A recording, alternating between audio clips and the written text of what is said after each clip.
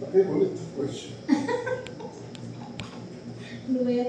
Hindi, ang tanong ko nga po kung ano about the mga anti-rally, Okay.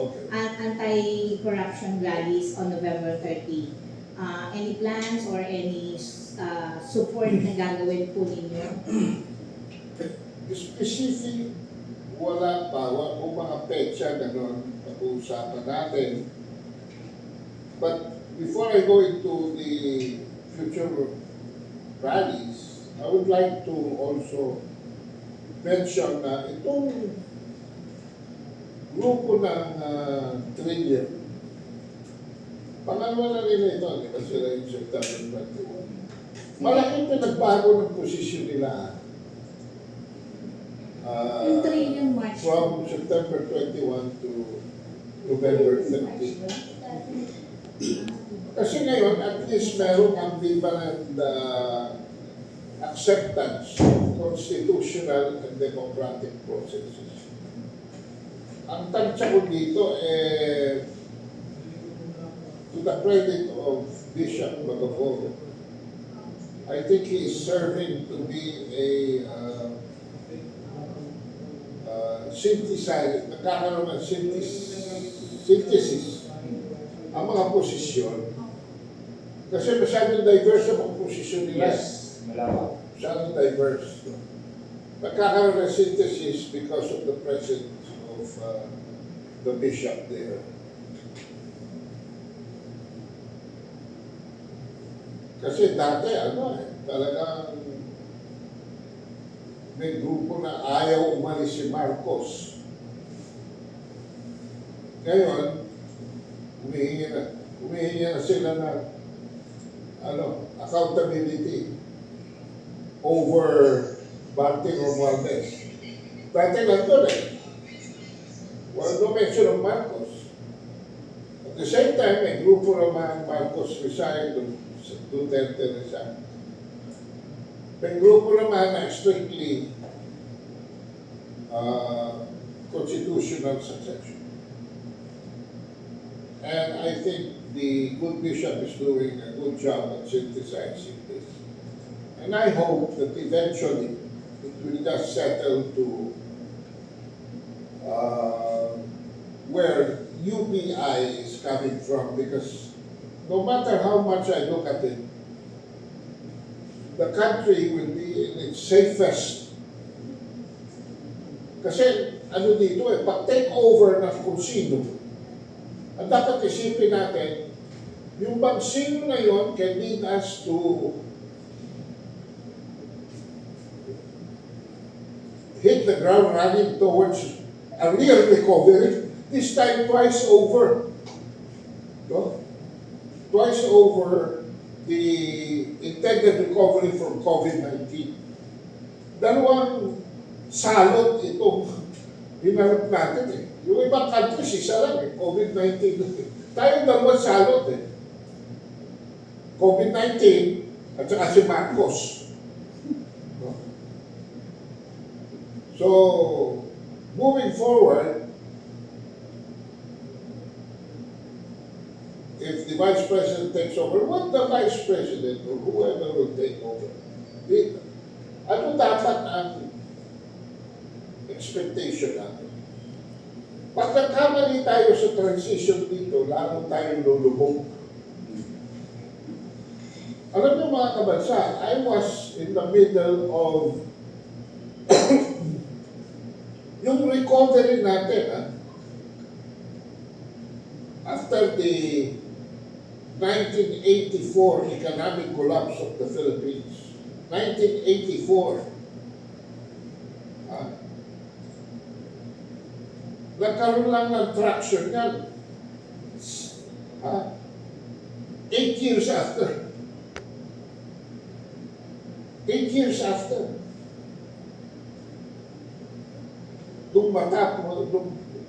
Magsimula na yung administrasyon ni Fidel Ramos. And I could say that because I was in the middle of what was if you remember, the mini Marshall Plan. At noon, katuwang pa natin ang Estados Unidos because at tayo ng Estados Unidos noon was okay pa economically. Ang tayo niya sa mundo was very strong. Accepted ng mundo yung the fact of one superpower. A unipolar world. And so itong mini Marshall Plan, yung US, yung Washington DC, Philippine Embassy sa US ang naging nerve center nito. Because we have to solicit, the first thing we were able to solicit and lobby for, if you remember, was the 800 million US dollars. How much is 800 million US dollars in 1986? But it took America to give that to us. It took them 3 years pa. Yung transfer ng pondo started in 1989. And kung nakikita nyo ngayon ng General Santos, doon ba buhos yan?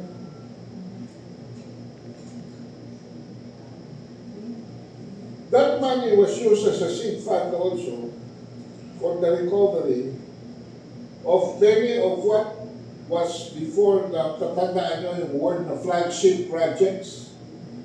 There were basically 7 flagship projects to put the Philippines back on its feet after the 1984 crisis. Back then, Clark Subig, pero sa Red Cross, may mga flagship projects regional. Hindi biro to put an engine, a national engine that has stopped back to jump-starting it again. It took 8 years. Karamihan ng nasulisit namin sa Europe, from France, from Italy, from Germany, from Austria, in what was called the Multilateral Aid Initiative.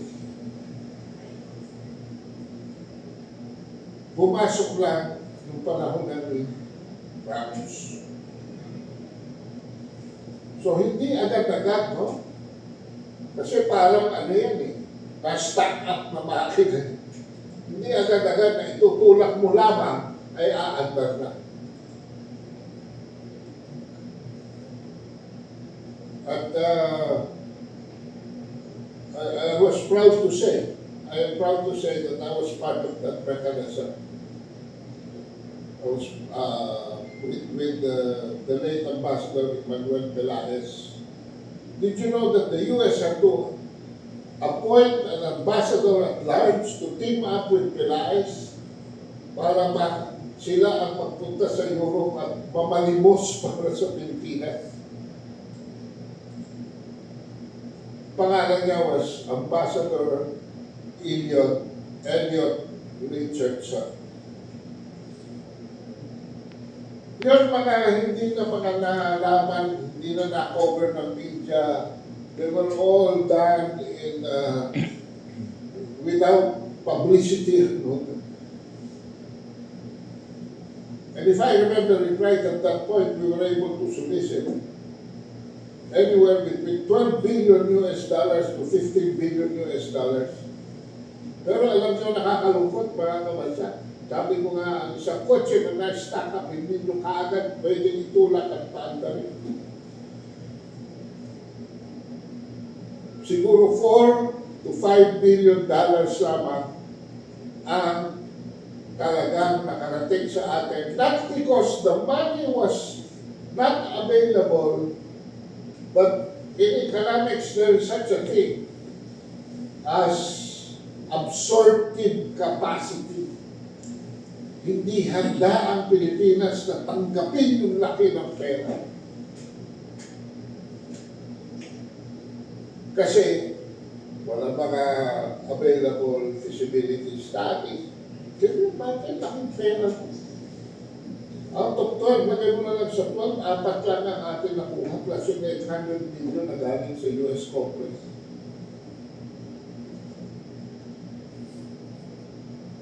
So, pangatlong portion na sagot ko kay Cathy is something like this. Ilang taon na aabutin ito? Pag hindi ba nag-resign si Marcos ngayon at wala namang pupuntahan kundi palumog ng palumog, baka ang susunod na maging priority ng mga rallies and protests ay mapunta sa civil disobedience. Pag nangyari yan, lalong babagsak mga kabansa ang ating ekonomiya. Wala na tayong pupuntahan ngayon with the present leadership. Sabi nga ni Camento kanina, indefensible. Wala na talaga. Kasi sa mga, lalo na sa mga inilabas ni former Congressman Saldico, na-lock na yung exit strategy ni Marcos. Sarado na ho yung emergency exit niya. At kung siya'y naniniwala na siya'y makakaligtas dito, isipin na lang niya ang nangyari kay Era. Ang problema, siya ba ay nasa tamang pag-iisip?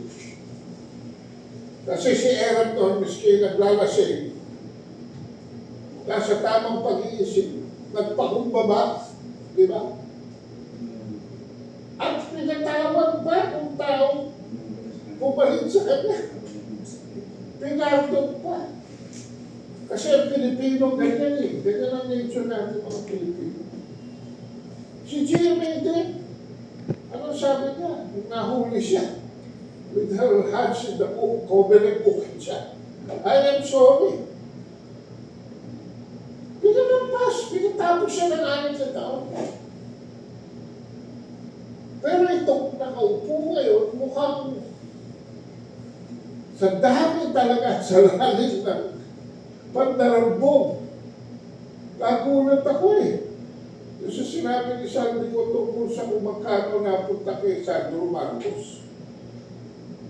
Kasi siguro 10th, 4th level na yun ng corruption. At marami pa rin siya kilalabas. So, abangan natin, susunod natin ng balata. Actually, wala pa kayong estimate natin eh. Somebody came up with analysis na bukod sa 1.2 na nakuha ng flood control infrastructure na pera sa loob ng 3 taon, meron daw 1.7 pa na corruption in many forms. At hindi pa matatapos siya dyan kasi may mga endemic corruption sa BIR for instance. Nung ako ay executive ng Toyota, makapagkwento na ako ng kaunti. Ako ay na-assess dahil ako ay nag-file ng tinatawag pa noon na itemized income tax return. Ewan ko kung meron sa inyo nagpa-file ng itemized tax return, ITR, internal tax return. Meron akong notice na tangkap. So nagpunta ako dun sa dala ko yung mga supporting papers, yung aking mga deduction. Sa loob ng isang saradong kwarto, humarap ako sa isang BIR executive. Hindi interesado sa dala ko. Sabi niya, na-assess ho kayo ng na-assess ho kayo ng 18,000 possible disallowance sa mga itemized deductions niyo. Magkano ho ang proposed settlement nito? Yun lang din ito nga ho, dala ko nga ho mga papel. Huwag na ho yan, mag-accept ho tayo ng panahon dyan. Magkano ho? Sabi ko, kaya ko lang ako dyan. Mga 5,000 ho. Tumawag siya, okay. Sabi ko, magbabayad po ako ng 8,000. Ang laking pera yun, panahon na yun. 8,000. O sige ho. Kinuha yung 8,000. Lumabas. Dadali ko sa kaya. Pagbalik niya, may resibo ko. May certificate of full clearance. Tuwa na ako. Sa tuwa ko. Sa kotse ko na lang naisipan na tingnan yung resibo. Sa binayad ko 8,000, nakalagay sa resibo 3,000 lang. Kanino napunta yung 5,000? Kinukwento ko sa inyo ito kasi hanggang ngayon pala, ganyan pa ang nangyayari sa BIR. Dahil dito sa scam na pinukwento ko sa BIR, at yung aking experience is just a microcosm of the corruption going on. Paano yung mga negosyo? Di ba lahat ng negosyo every year? Nagkakamit nila ha? So, paano natin i-address yan? Ang Estados Unidos nagsabi na pinaka-corrupt na agency daw dito ay Bureau of Customs. Paano natin i-address yung Bureau of Customs? Doon sa mga samsam nila na kotse, may pinag-uusapan si Kuya Tunying at saka yung isang DIR, DOC.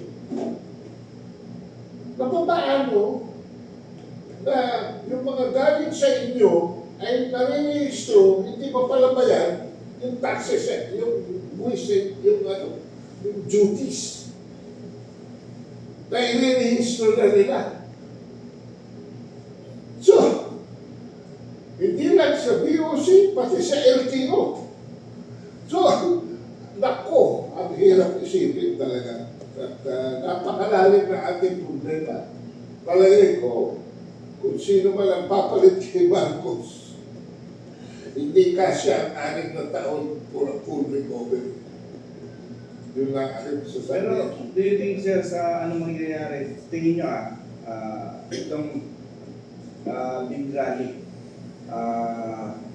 anong pwedeng mangyari Sa Atlanta? November 30? Yeah. Well, they're saying that there will be 100,000 in attendance. Ako naniniwala that they can produce that. Kasi pag hindi, sino pa mga usually nagpunta, di ba nyo napansin? Kung kayo ay, kasi nung September 21, to avoid the traffic, doon ako nagdaan sa Green Meadows. Sa Kapitolyo ako nakatira, diniretso ko yung pababa ng Kapitolyo. Lumabas ako sa Ortigas, kumanan ako, tapos kumaliwa ako punta Green Meadows. Tapos pagdating doon sa pakaliwa, paakyat papunta White Plains. Doon ako nagdaan Ang daming school bus, big and small. So karamihan ang dadalo dyan, mga Catholic schools. So hindi ako magtataka kung napakarami nila. Ang dapat subaybayan natin ay kung ano yung kanilang posisyon sa issue. Kasi karamihan, sir, ang panawagan, hindi resign. Abelban. Ang iba, ang panawagan, hindi resign. Kundi lutasin lang ang korupsyon. Yun lang ang panawagan. Yung iba malabdaw na mawala korupsyon. Sabi ko nga, hanggang kaliwayan. Ang nag-announce pa nga yung bayan, di ba? Yung kapakalam ko siya, hindi ko naman kilala yun. So, extreme. It's actually what you call, the Venetia calls as a rainbow coalition. Kasi may mga talagang kaliwang-kaliwa dyan. Kanya-kanya. Pero namang medyo kaya ng right of center ng kaunti, tulad ni Budaporo.